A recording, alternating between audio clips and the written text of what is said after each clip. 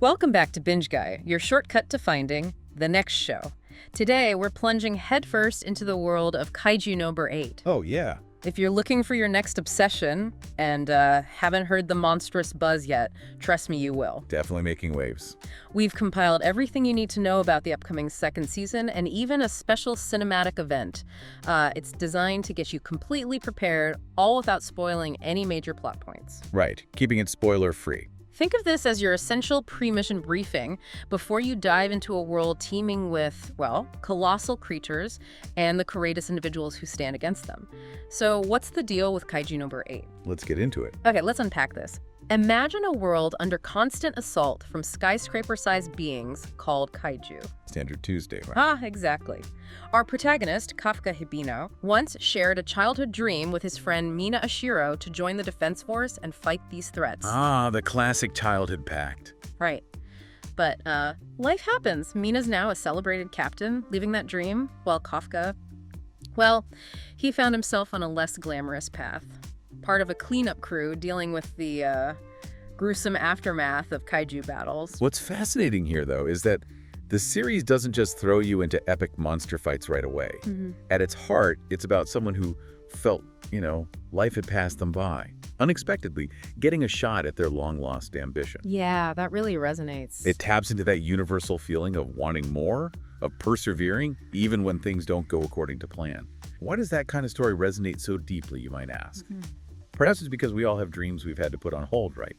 And seeing someone get a second chance, no matter how bizarre, gives us a spark of hope. And bizarre it is. This second chance arrives when Kafka inexplicably merges with the kaiju, granting him incredible power. The ultimate curveball. The twist. He becomes the very thing the Defense Force fights against, earning the codename Kaiju No. 8 and becoming their target. Talk about complicated. Season 1, which premiered back in spring 2024, chronicled Kafka's chaotic journey to control his newfound abilities while desperately trying to conceal his identity from his fellow Defense Force members.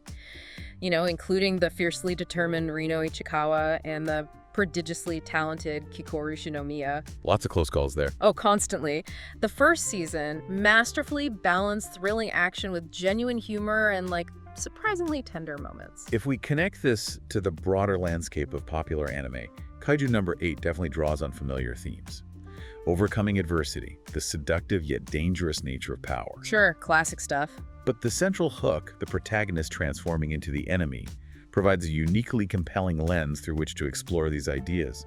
It really raises an important question for you to consider. How does one reconcile their inherent humanity when they possess monstrous power? Right. It's a duality that promises ongoing internal conflict. That's where the real meat of the story is, I think. Now, for those of you who might be new to the kaiju chaos or want a quick refresher before diving into more, there's some exciting news on the horizon. Do tell. Leading up to Season 2 in July 2025, a special compilation film titled Kaiju No. 8. Mission Recon is heading to theaters across North America. It's for limited event screenings on April 13th, 14th, and 16th of this year, so really soon. Okay, Mission Recon. What's particularly noteworthy about this is that it's not just a simple recap of the first season's events.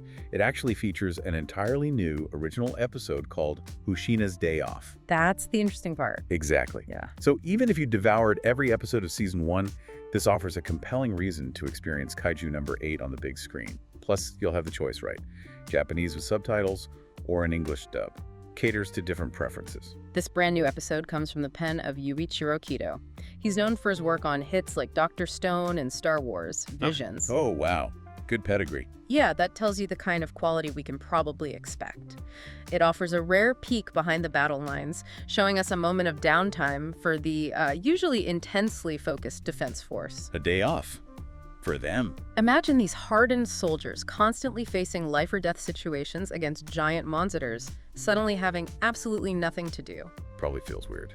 The episode reportedly centers on Rino and Iharu becoming suspicious that the ever-stoic Vice Captain Hoshina is up to something during his precious day off. Which, sounds like a recipe for some potentially hilarious situations as they inevitably decide to follow him. Oh, I can see that happening. Some lighthearted hijinks. I can already picture the shenanigans. This deliberate focus on character moments outside the high-stakes action is a smart move, though.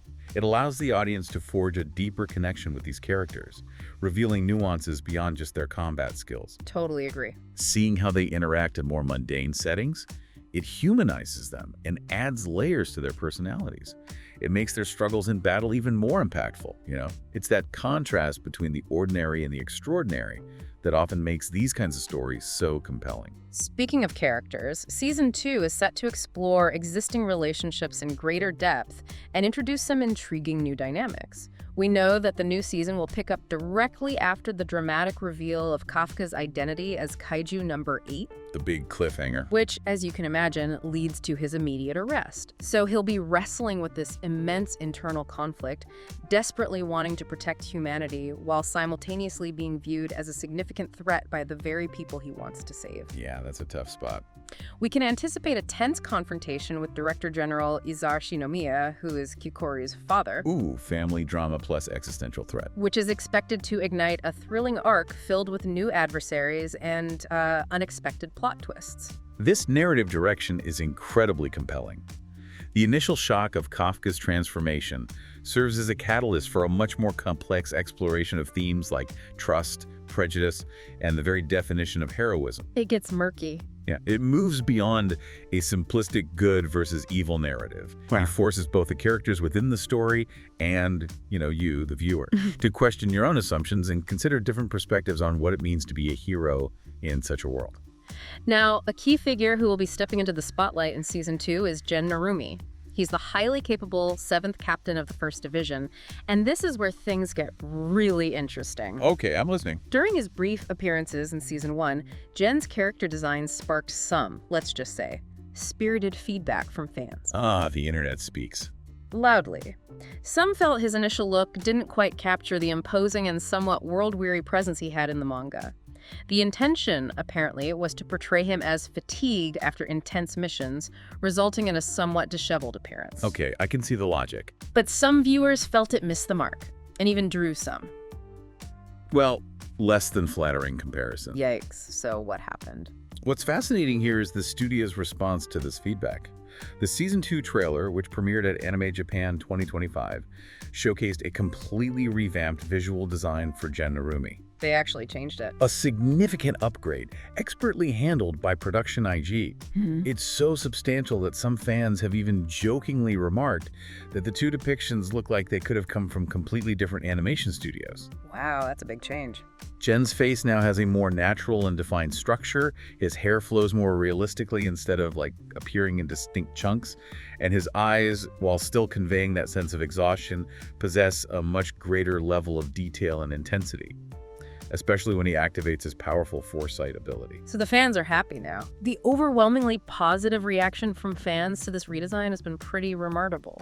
Good for them. Listen. It's abundantly clear that the creators actively listen to the audience's reaction, and Jen Narumi is poised to play a much more significant role in Season 2. We even see him overseeing Kafka in the trailer. The mentor watcher role. Leading to comparisons of his commanding aura to iconic characters like Levi Ackerman from Attack on Titan, which speaks volumes about the impression he now makes. High praise indeed. Season 2 is anticipated to cover key storylines from the manga, including the Kaiju weapon arc, the compatible user arc, and potentially even the Cataclysms arc.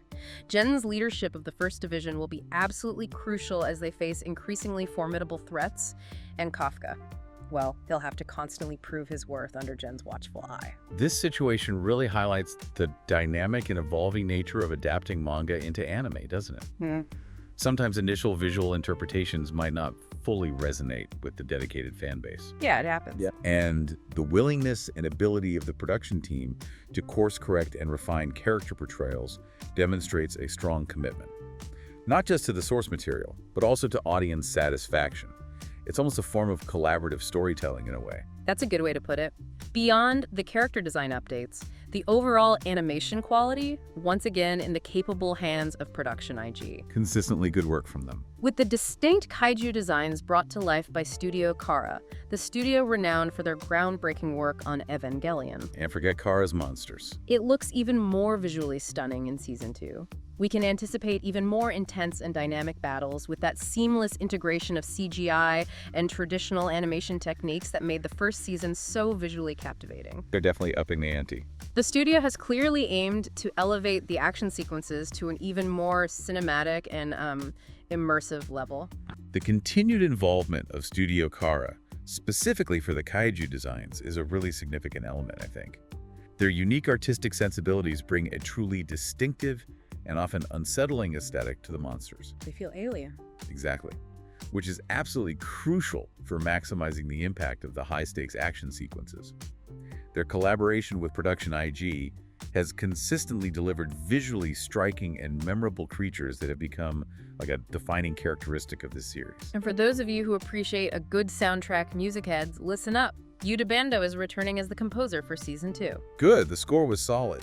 Interestingly, the ending theme for the new season is Nobody, a collaboration between the internationally acclaimed artists Youngblood and One Republic. Oh wow, really? That's unexpected. Yeah, it certainly signals a desire to broaden the series' appeal on a global scale.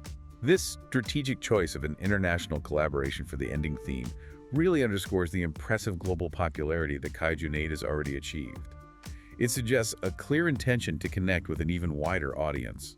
Makes sense. And it reflects how the core themes of the series are resonating across diverse cultures and demographics. Yeah. It also kind of hints at the potential for Kaiju No. 8 to continue its growth in viewership worldwide.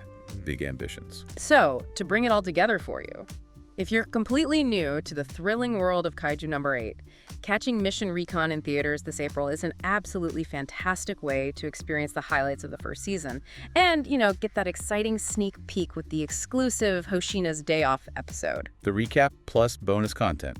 Nice entry point. You'll have the option to watch it with subtitles or dubbed in English in select theaters across the US and Canada on April 13th, 14th, and 16th. And for everyone else already invested in Kafka's journey, make sure to mark your calendars for July 2025. Not too far away.